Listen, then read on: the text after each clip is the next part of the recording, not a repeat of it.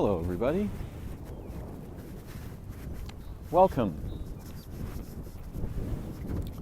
It is another sunny, blustery day here in San Francisco. I'm presently in the botanical gardens, which are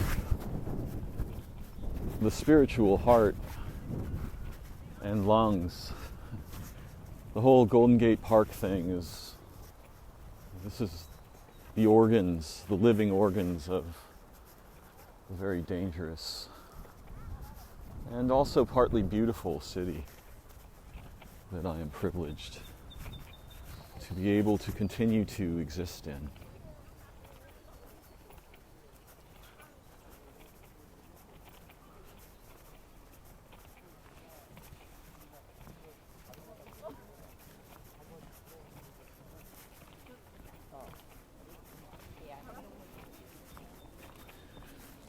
The gardens are quite profound, even though one could, offer the critique that they're artificial.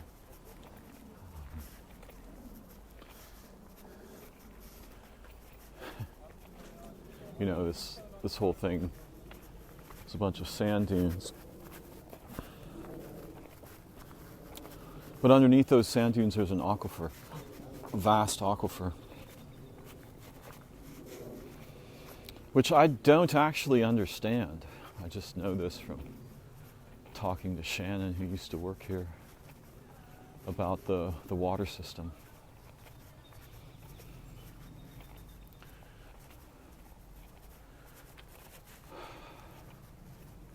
In terms of the garden, the degree of artificiality is kind of weird, right? It's not artificial in the way that a machine is, though there are paved paths and so forth, bathrooms and things, buildings. It's more like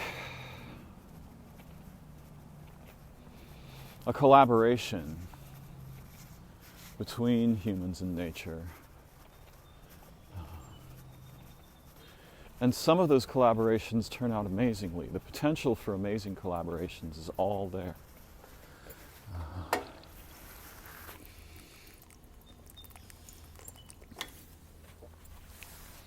Unfortunately, our species as an entity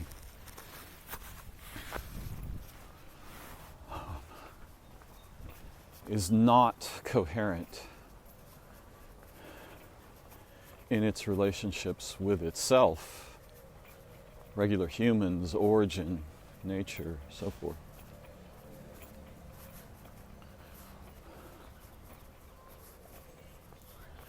And so produces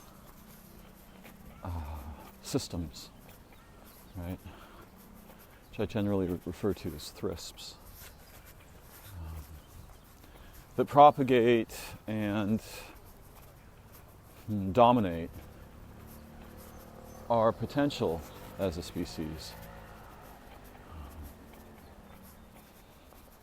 And thus we live in a modernity that is largely tragically bereft of meaning, depth, beautiful roles for human beings and cohorts, children.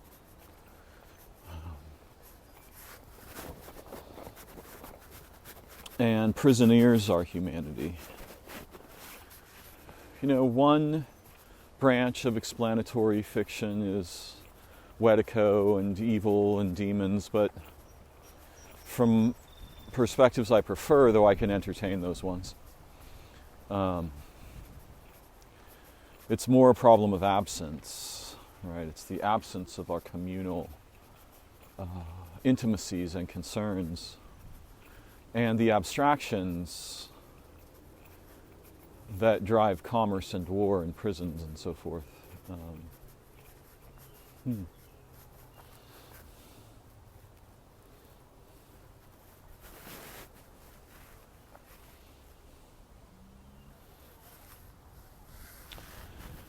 You don't need a positive explanation when a negative one will suffice, though it's helpful to have two or three simultaneous perspectives that inform each other and draw from each other rather than a single valued answer. Oh, it's evil.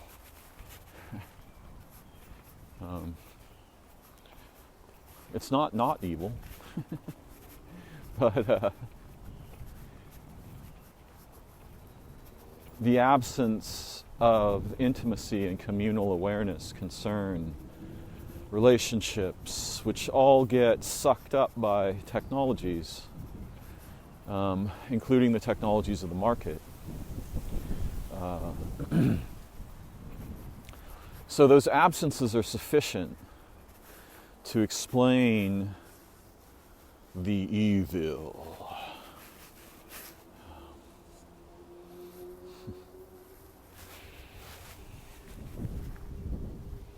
If an explanation is what we're seeking. So yesterday I made a recording about the phenomenon, and I wasn't particularly pleased with the outcome. I posted it anyway. But there are a few things in terms of ontological, what's the right word here? Fertilization. I used a different one in the recording that I'd like to explore today. And perhaps, I'll switch channels in process. We'll see what happens. I don't always have a clear plan in mind. More, I'm wandering, just as one would wander through a living place, seeking new relationships and insight, adventures, learning, unforgetting, and so forth.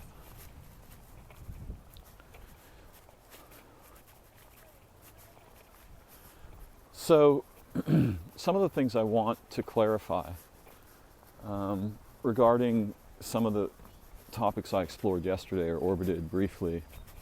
And there was kind of a lot going on around me yesterday, so there were interruptions and path changes and so forth.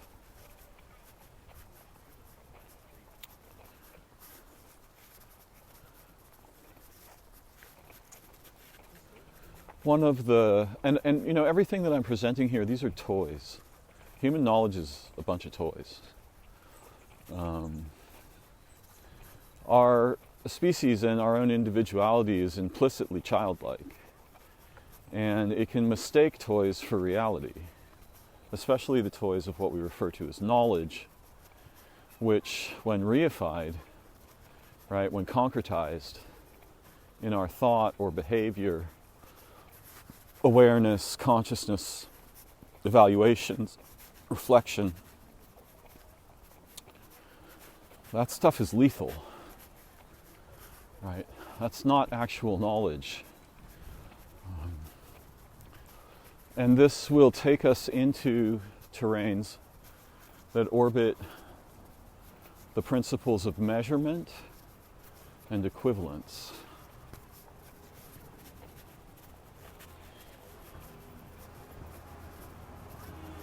But for now, I want to talk about a couple of toys that are central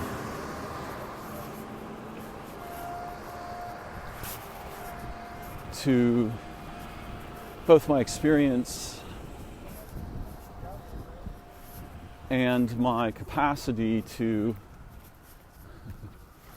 measure and evaluate in a way that's quite different from what most of my peers are up to.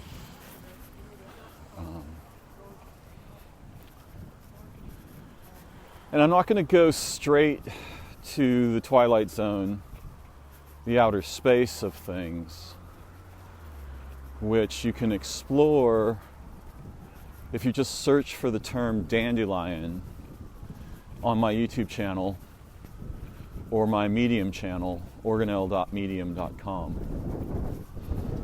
That is one of the most profound toys that I've ever imagined coming across. It radically modifies ontologies when understood and played with in experimental behavior, thought, relation. That thing is pure magic. But I'm going to skip over that for the moment. I may revisit it. And I just want to talk about two things. So, inside and outside. Right? We think that what's inside me is me, and what's outside me is other. This is a kind of measuring that results in specific forms and purposes of evaluation. And purpose determines the species of the derivations we will make in our evaluatory behavior. And if you think you're not measuring things, you wouldn't be able to speak if you weren't measuring. Your walking would fail. You'd be incapable of grasping an object or manipulating it. Your ideas would not exist. All of them depend on measurement. If I see something and I say, I look through the very crude lexicon I was given by the humans and say, that is a tree, then two things have happened. I've engaged in measurement against the lexicon. That's the first thing. And the second thing is I have arrived at equivalence. Right? The problem is that I will become confused by those two things and think I know what that is, because I measured the ambiguity against the lexical map. I found a match. Now we're done. That's the end of that. Yet not one person knows what a tree is. What a tree is unknowable. It's infinitely complex, layered infinities of mystery appearing before us and within us. If it doesn't appear within us, it doesn't appear before us. Right? Easily dismissed with a token.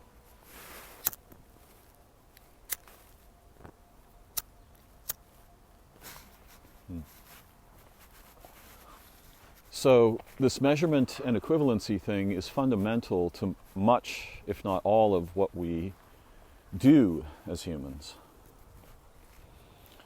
When you eat food, you are consciously or unconsciously measuring it. To speak is to measure, to listen is to measure, and to make equivalencies in awareness. Right?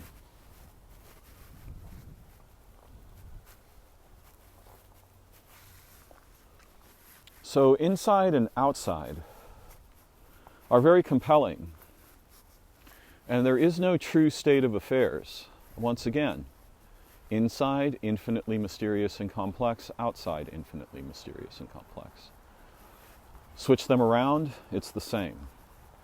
Hold them both at the same time, it's the same. Hold them both in a third perspective above either of them, it's still infinitely mysterious and complex. It's not unknowable in the sense that nothing can be understood, but what humans use in place of knowledge is mostly a bunch of fairly crappy toys that are native not to reality or existence or origin or being. They're native to something the humans have established over time, which is a representational layer. Another layer in the dandelion that is beyond the surface of that bubble. The dandelion is a model of everything.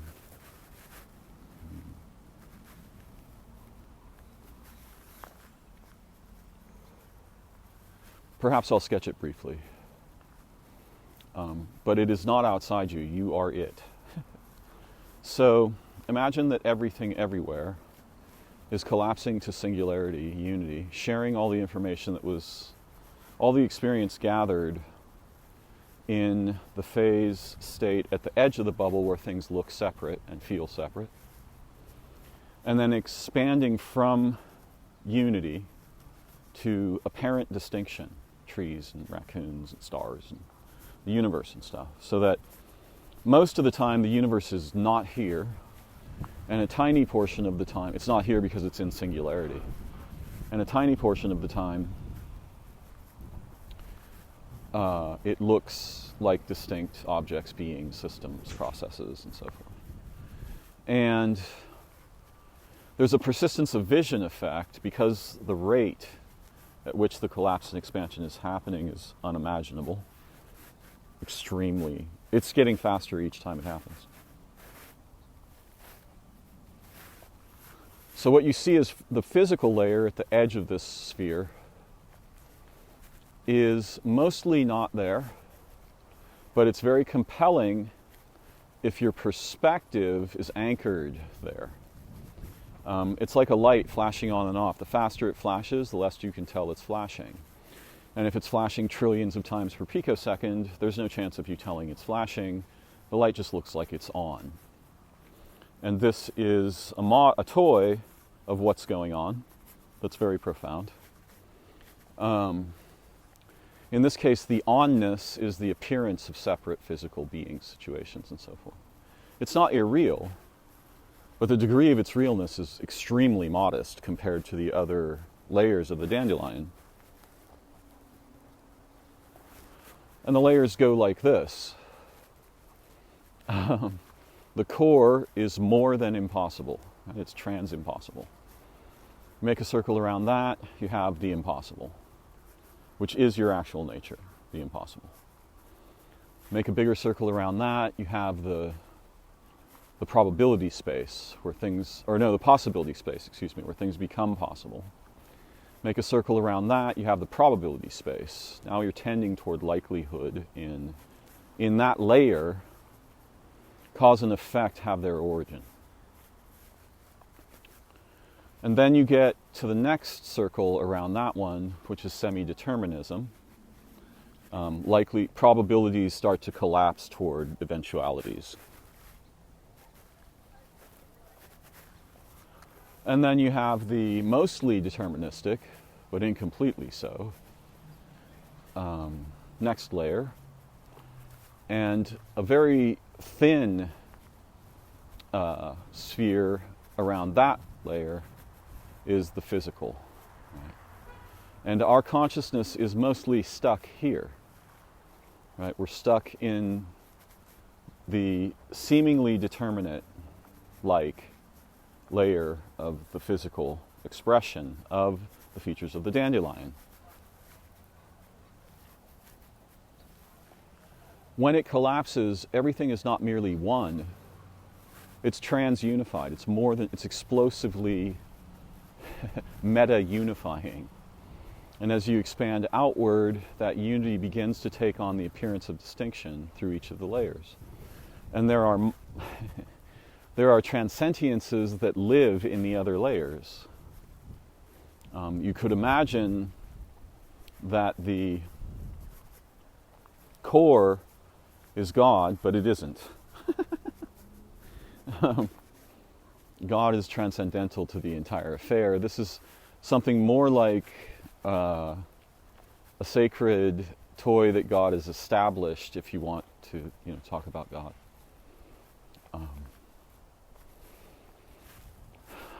Something to play within and as. Yeah. But you could imagine that the core is God.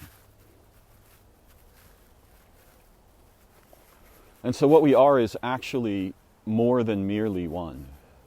We are a one that is explosively more unified than is imaginable. Not a simple one at all. And as it expands, the appearance of distinct beings arises. So everything you see is you. This is the dandelion toy, in short. Now, when you see people exhibiting supernatural abilities that are authentic, right? They're not just stage magic. What you're seeing is people who are drawing information back through those layers to the physical. So fundamentally, there's just one mind. Your mind is my mind. My mind is your mind. In this toy. And the problem is that as the dandelion expands, it's a form of memory, but there's lossiness between the core and the outer layer, and we forget the transition, and people with powers, quote unquote, are pulling information back to the physical from other layers of the dandelion in this toy. There's nothing supernatural about that. It's simply, it's nature, but it defies our expectations about the ordinary.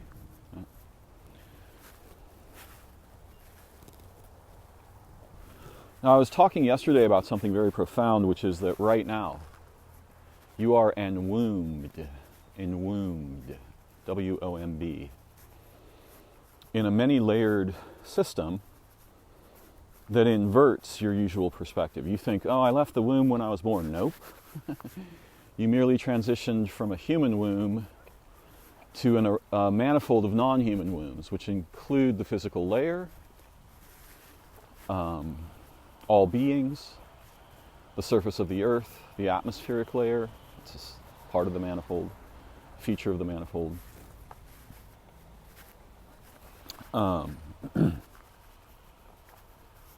The influence of the moon, which around here is primordial. You don't have that, you don't get organisms here. And then the influence of the sun, transprimordial. Without that, there's nothing. There's no chance of anything. And then the influence of the solar system, that's a womb. The galaxy, time-space, which is what we think of as the everything, but it isn't. It's a layer. It's that physical layer, writ large, or possibly infinite. And then that which produces time-space, which in this toy that I'm playing with here is the dandelion. So,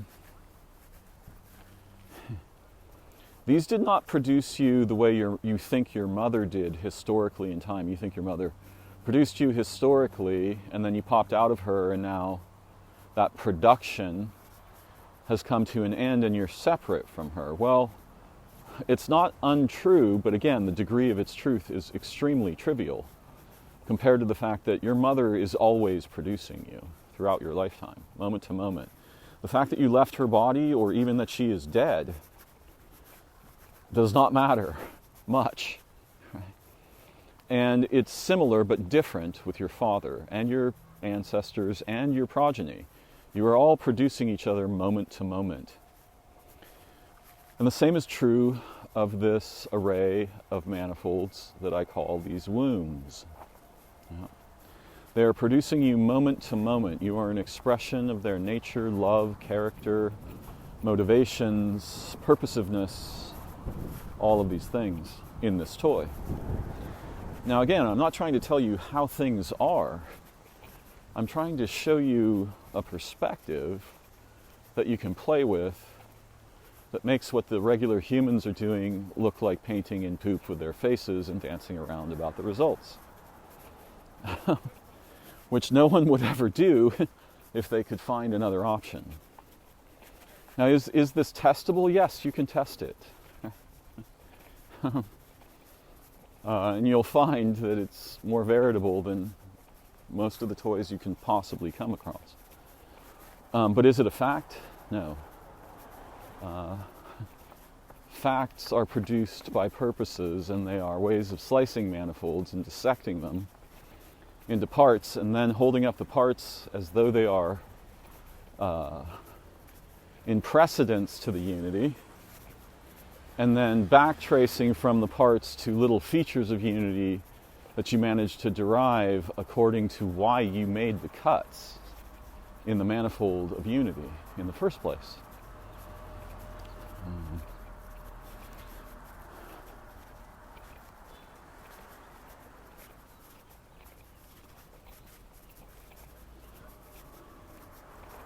So this toy is very profound, but I want to show you a couple of other features of it.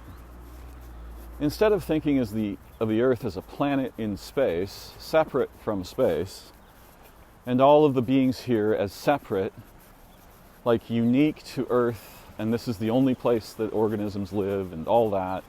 There's no evidence of other planets with life. Yeah, bullshit. A universe that produces a living planet becomes a living universe, even if that's the only one, and it isn't. Right? If you have a planet on which there's an island, and that island has life, right, in an ocean, then the planet is alive, right? It inherits the property of being alive, which is a concept, from the fact that it has a living organ on it. Now, I would suggest that you think of planets and time-space not as dead inside, but as more than alive, right? As trans-living, meta-living. And they produce organisms as a side effect of what they're up to as more than mere beings, right? They are transcendental to human categories, concepts, and language. Those things belong to the representational layer that humans produce around here.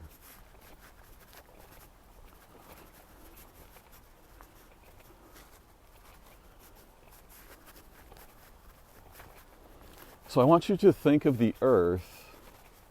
She's not an animal, but we're going to pretend that she's a very special kind of animal. And what she does, I'm using the feminine gender here casually. What she does is she produces her organs on the surface of her body. And so all of those organisms you see, it's not an accident they're called organisms, right? The clue is right there. Those are organs of a single being. And shockingly, that being is not limited to the Earth. There are transports in this toy. Should be obvious from the Dandelion model. There are transports between this world and all worlds with life, not merely at the same time, but in all of time. And along these transports, developmental and purposive information is transferred. So the Earth is like a node in a transcendental network in this toy, as are the stars, as are the moons. And that network exists above time, above linear time. Its transports are not limited. In fact, not only are they not limited by seeming physical distance, there's a perspective from which distance equals intimacy. And the greater the distance, the closer it is in terms of being able to transfer intelligence, sensing, information, love. So, I want you to think of the Earth as a being that produces her organs, and they are organs of the nature of time-space, not just the nature of the Earth. Right? Everything here comes from time-space. If someone asks you where you're from, the most truthful answer would be just to point at the sky, right? Or a slightly more near-term answer, right, near in terms of physical proximity, would be to point at the sun. Or you could point at the Earth, or even the moon. And you'd be much better off than if you said like, yeah, Santa Rosa, wherever. If you're trying to say something that was meaningful, everything here is from time-space. And actually it's from this core of the dandelion, and it's from what produces the dandelion, which I will not here attempt to speak of. But yeah, think of the Earth as a transcendental being that produces her organs on the surface. Now the humans perceive themselves as distinct from all of that. We're above all that. We have, conceptual thought, the good shit, right? And so they're literally attacking the organs that are producing their minds and bodies moment to moment, thinking themselves separate and capable through technology of not needing to be concerned about those things? Well, technology won't save you from obliterating the organs of the planet, because that's your body. Right?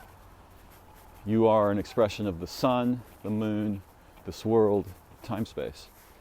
And while the humans are incapable of muchly damaging time-space, although they have ways of doing that locally that are very profound, they're not even aware. They have no awareness of the intimate,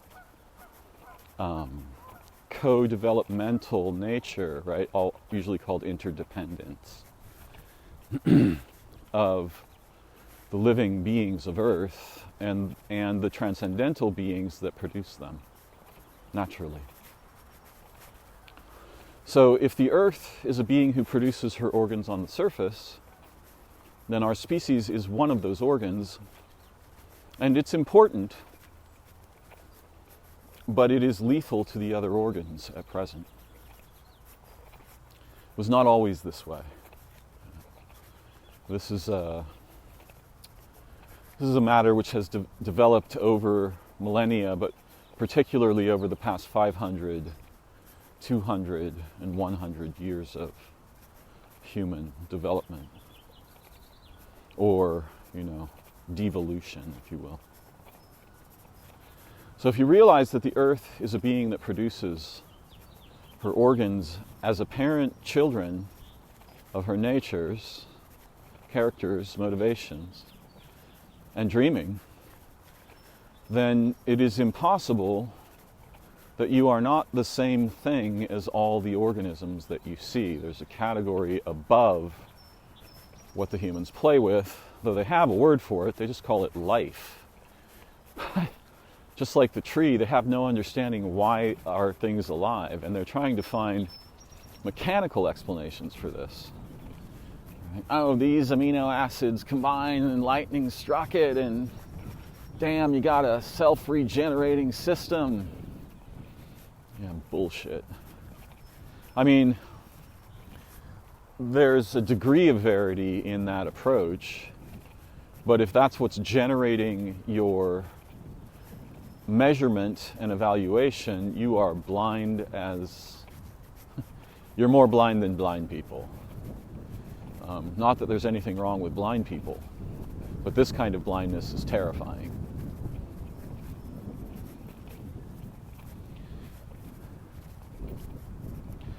So now you've got the dandelion and you've got a model of the planet. And notice that the model of the planet resembles the dandelion. Okay.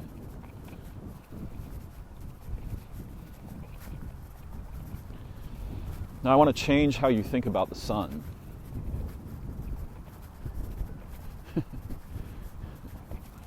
And these are things that were shown to me, not in an attempt to show me what is true, but in an attempt to show me a better way of seeing and perceiving, an array of better perspectives that are extremely helpful and profound and directly explorable by humans. We were made to explore these matters.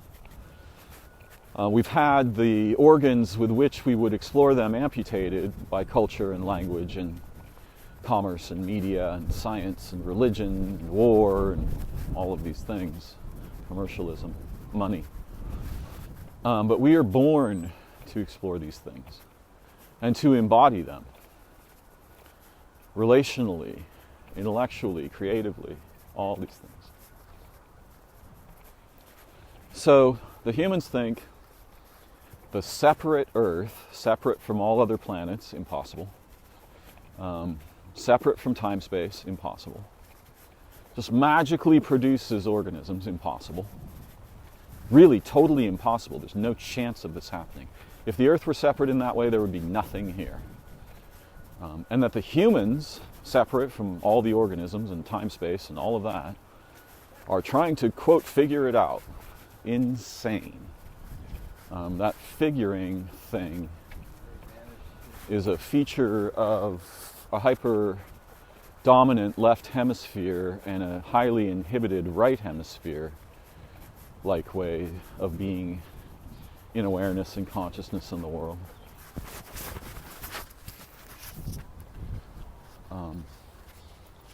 a domineering library of fictions that are blinding and crippling to human beings and the world because of our incredibly profound impact on time-space locally and the world. The impact we have on time-space is primarily technological. Technologies transform the nature of time-space in a way that honestly you would mostly avoid if you could see what has to die to keep that game rolling.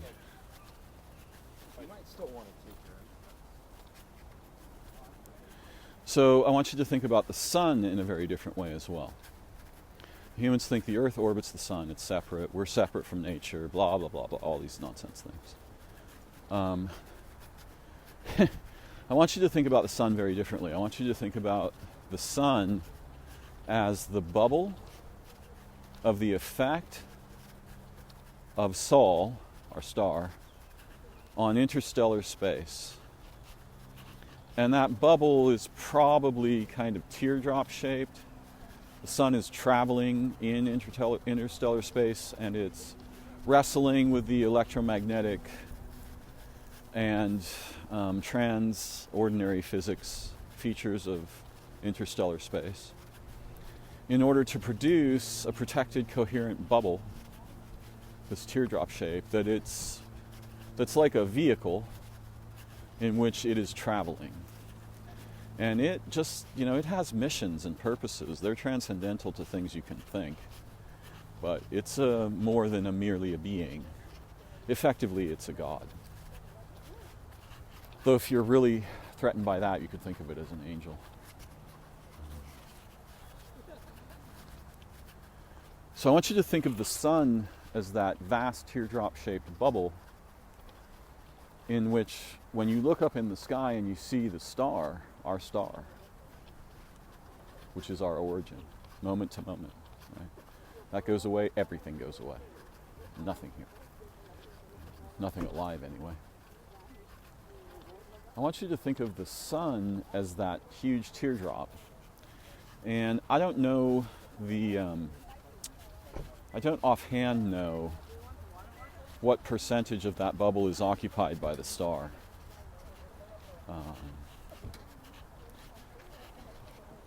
But it's probably less than 10%. So think of the sun as the whole bubble, and you will realize that the planets are organs in the sun, in a way not dissimilar to how organelles are organs in cells. And this particular organelle, Earth, is uniquely expressive of the character, nature, potential, and spirit of the entirety. Right? It's a very special organelle, so far as we have become able to understand through science and observation, empiricism, and so on.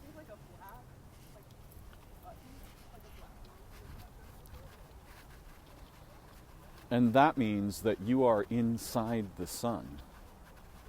You're not orbiting the sun. You are the sun. You are inside it, not outside. And this is why I was posing this inside-outside measurement and equivalency thing in the beginning.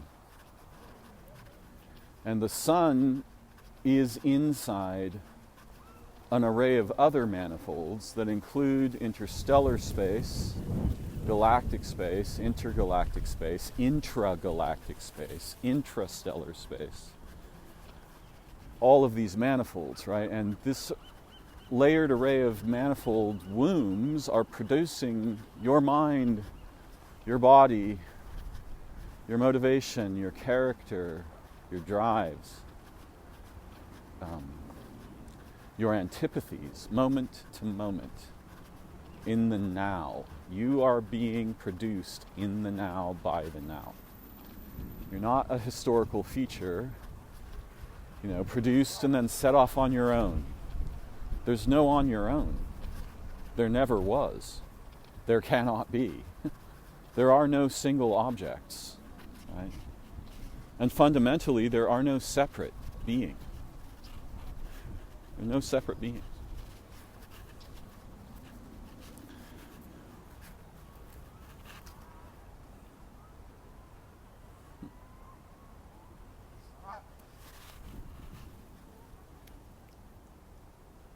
Having a little moment with my raven friend here.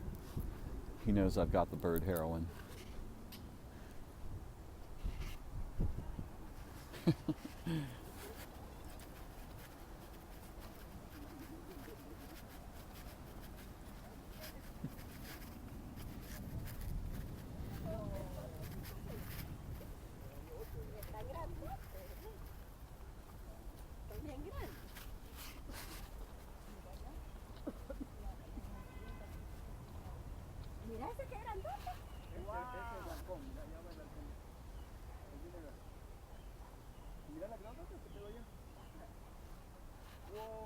Bambinos.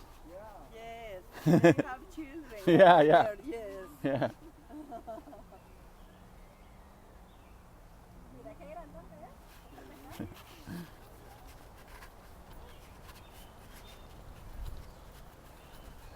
Now, if you take this seriously and let it into your bones, everything you've ever thought or believed about what is going on will be obliterated. You've not only had it backwards, you've had it backwards in a way that cripples the faculties you were born with, whose natures were forged to explore and develop and reconnect and expand these situations in a way that is sacred.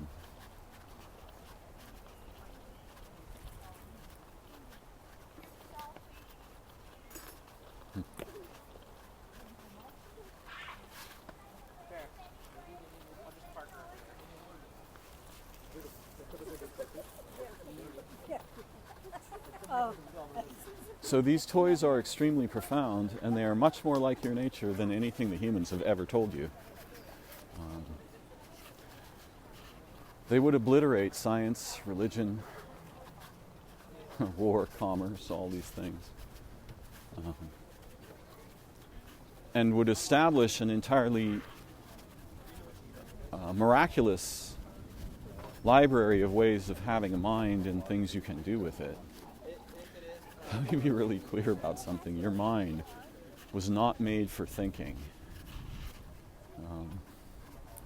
Thinking is a symptomatic behavior, largely. None of what I'm saying is explicit. These are principles, not laws. And the exceptions matter.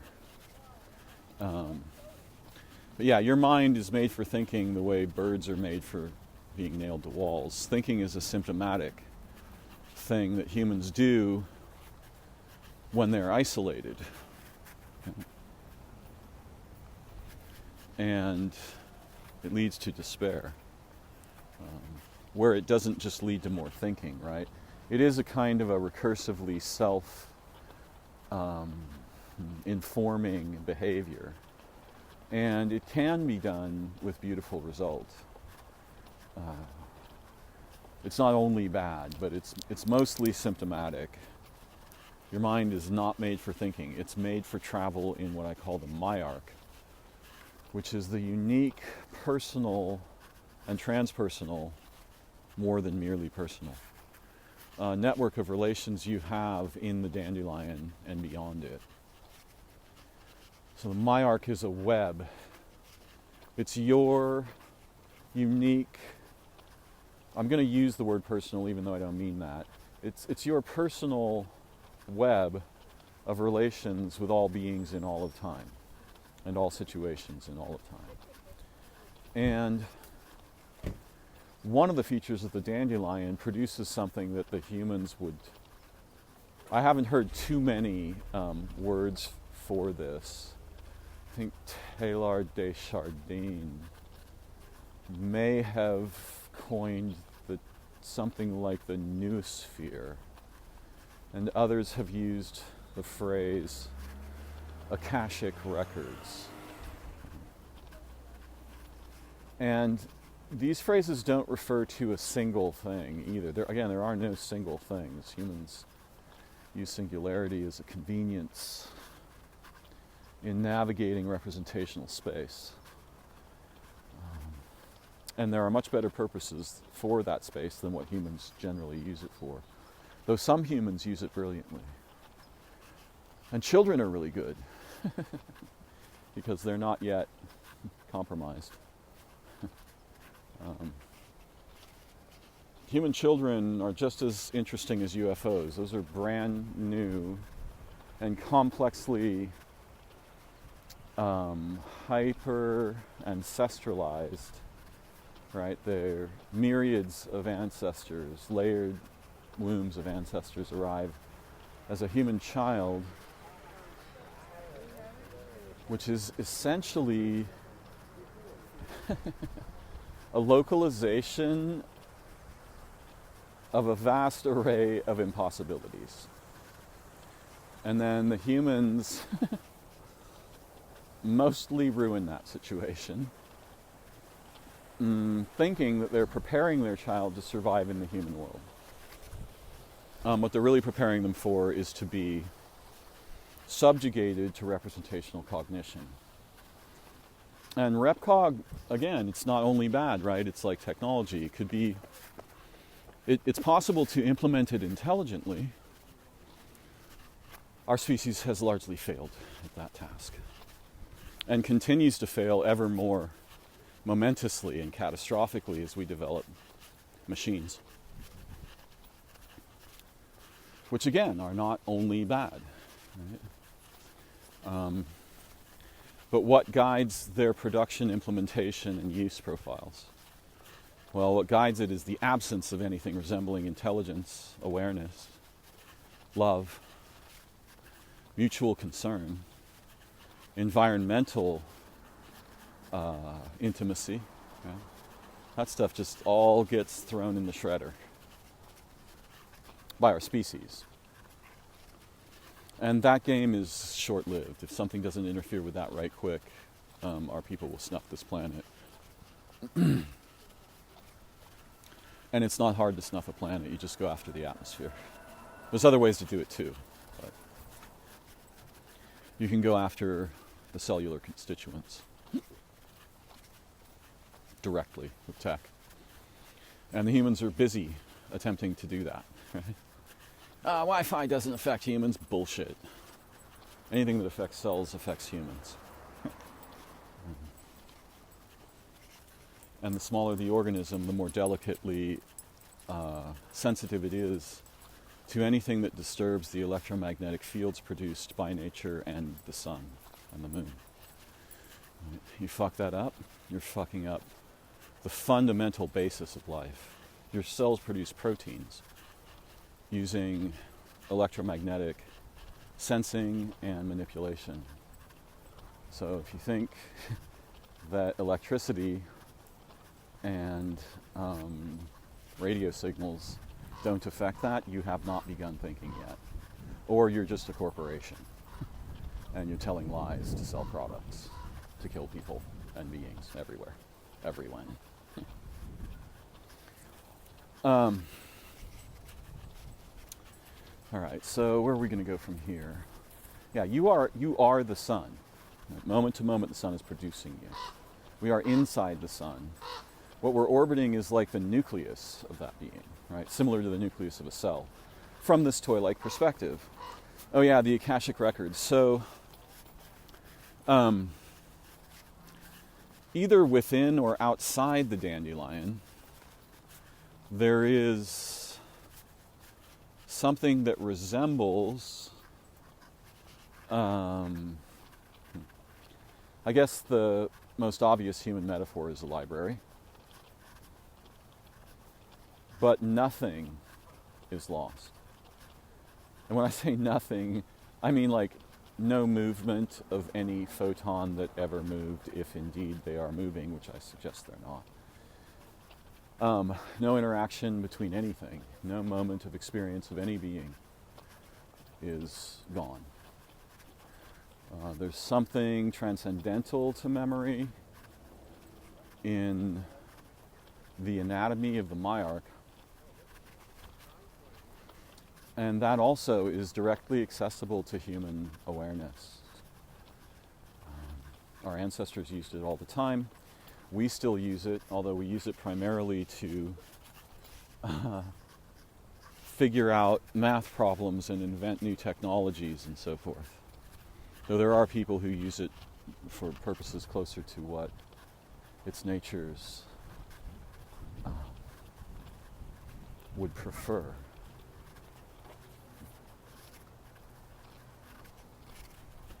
So yeah, there's something that corresponds vaguely to the concept of the Akashic records or the noosphere,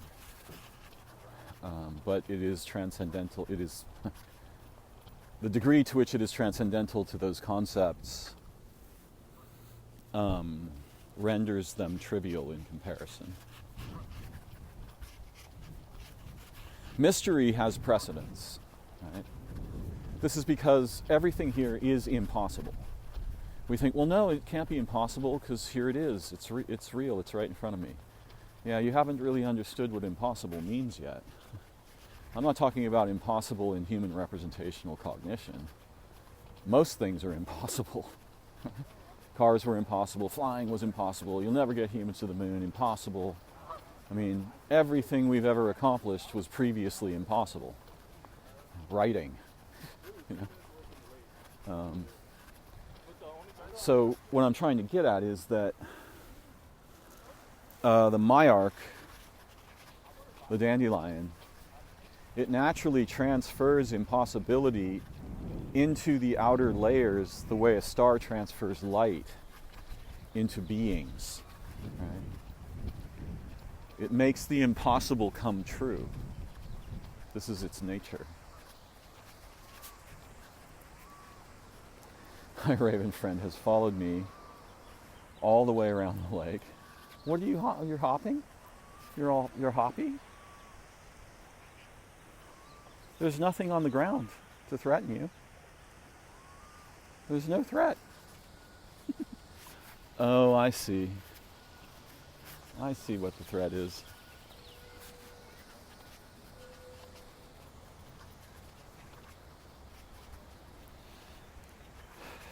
See, for living beings, the possibility of a threat is a threat. I've gone over this in my, not deeply, but I've gone over this in my discussions of ambiguity, vigilance, and prediction. These three principles that underlie human cognition moment to moment. And behavior, thought, measurement, evaluation, all these things. You know. Vigilance, ambiguity, and prediction.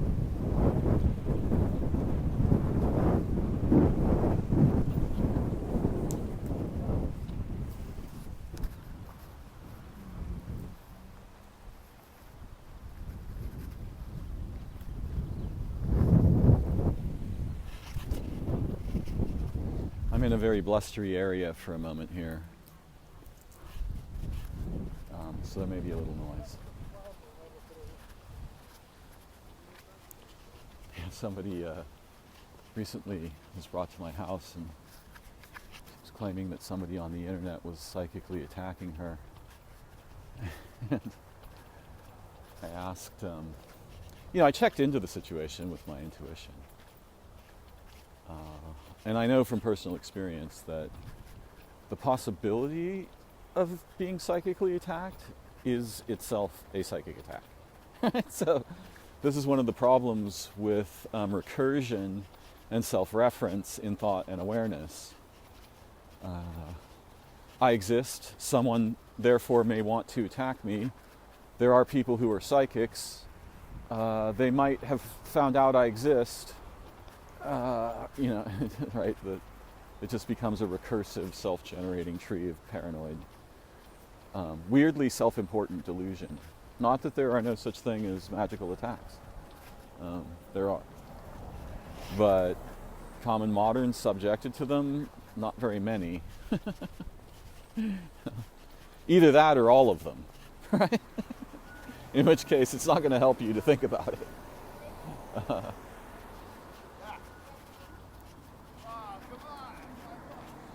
So where are we here? Let's see.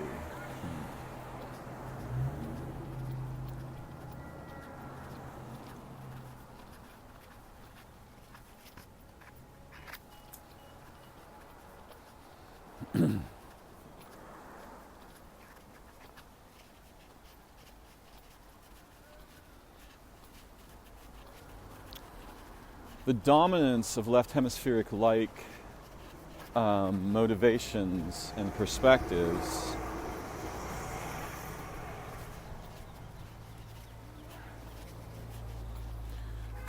is naturally productive of and favors the ideas that the humans teach their children generally, right? And teach each other and sustain in adulthood that people are separate. Those people you see are other people and so forth. No, there are no other people. There are just your people, and your people are all beings. The sun is your people. The earth is your people. The mountain is your people. And in reality, there's one with an asterisk, persons. The true us, right, which is the core of the dandelion and generates all of these appearances. The left hemisphere aspects are useful, but as McGilchrist brilliantly articulates, they're lethal when they operate under their own advisement. Right? They no longer listen to their origins in the right hemisphere, which is much more concerned with communal interbeing, the welfare of all beings, the fulfillment of the promise of birth, and these things. So it naturally produces the fictions of empiricism and objectivity. There are no objective observers. Objectivity is a fiction, useful in certain purposive contexts, lethal outside them.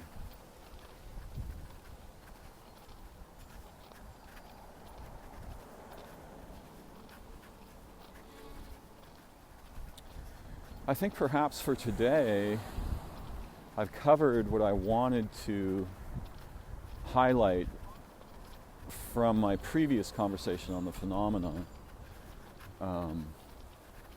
ontological repair, that aspect of it.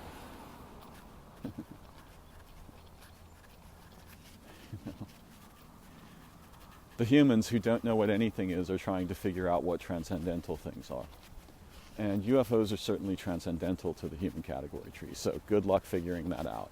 You can try to cram that into the bookshelves of your existing categories, you're going to fail. Or if you succeed, woe be unto you, right? Yeah, so this is the situation in which our species finds itself. But as individuals, we can form little groups and unities and adventure in the space of our actual potential, which is more than infinite, more than merely infinite. We were born to become the impossible. You were born to become the impossible. And the species wants that to only be channeled in ways that can be captured by left hemispheric-like motivations. Money-making, power exchange, war, prison, extinction, genocide. Earth needs heroes, and you were born for that broad and beautiful array of roles. Yes, of course we should preserve our lives, but the way that our lives get preserved in these boxes is not worthy of life. Much better to give one's life so beautifully that our ancestors sit up in their graves and cheer, welcoming us home to where we truly come from. So these are my thoughts for the moment. I'm so grateful to have this chance to learn and speak and grow together, to remember and unforget, to see and chase insight and beauty, awareness and intelligence. while yet we are incarnate in that strange outer membrane of the dandelion. Most of the time you're not here anyway, so don't worry too much about this feature that you think is you, but isn't.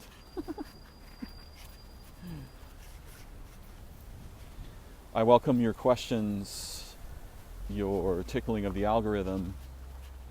All of my content is produced without monetization. I don't allow advertisements. Though you may see some depending on how you approach YouTube. But not because I've granted them that permission. So if you like, take a moment. Log in to YouTube, like my videos, subscribe, tickle the algorithm, buy me a coffee, make a one-time contribution, or whatever kind of contribution feels appropriate for you. That allows my work to continue. And although I have very few supporters, that support is all the more generative and beautiful for its scarcity. May your ways and dreams and lives be amazing and liberated and creatively efflorescent. I wish you every blessing. Wise dreams. Until next time. Peace for now.